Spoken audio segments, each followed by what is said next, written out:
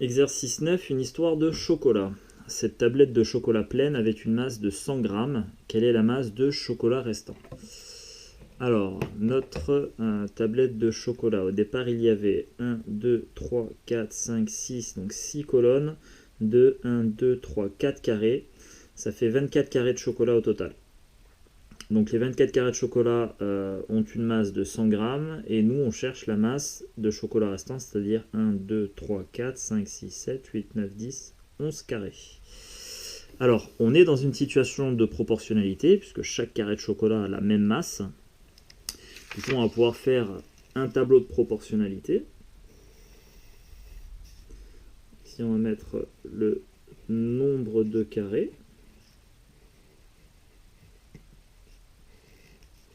Et en bas, on mettra la masse en grammes.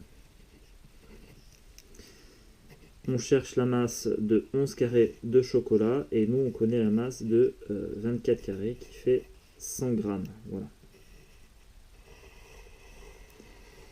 Donc là, on a notre tableau de proportionnalité et on va le compléter. Pour ça, on va chercher le coefficient de proportionnalité qui permet de passer du nombre de carrés à la masse en grammes. Autrement dit, ce coefficient de proportionnalité, c'est la masse en fait d'un seul carré de chocolat. Voilà. Et donc la question qu'on se pose ici, c'est par quel nombre je dois multiplier 24 pour trouver 100. Et ça revient à faire l'opération 100 divisé par 24. Alors, on peut passer sur la calculatrice, il n'y a pas de souci.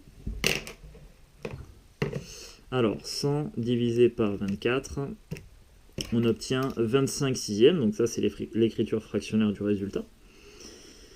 Alors, si on veut une valeur décimale, on clique ici sur SD et on obtient environ 4,16. En fait, on a une infinité de 6 après, donc plutôt 4,17. Je vais préférer garder l'écriture fractionnaire pour avoir la valeur exacte du coefficient de proportionnalité. Là, je vais garder 25 sixièmes. Donc on multiplie ici par 25 sixièmes. Et maintenant, ce coefficient de proportionnalité, je vais le multiplier par 11 pour trouver la masse des 11 carrés. Donc là, je vais directement cliquer sur fois. Hop, et donc là, il m'écrit ans fois. Alors ans, c'est le début de answer en anglais, qui veut dire réponse. En fait, il prend la réponse précédente, la réponse du calcul précédent, c'est-à-dire 25 sixièmes. Et là, il va le multiplier par, je vais demander de le multiplier par 11.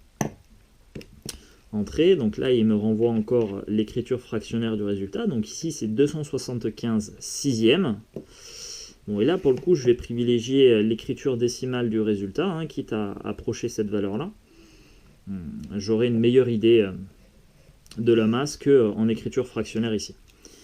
Donc je clique sur SD, voilà, et il me retourne 45,833333. Allez, je vais l'arrondir au gramme près, ça suffira.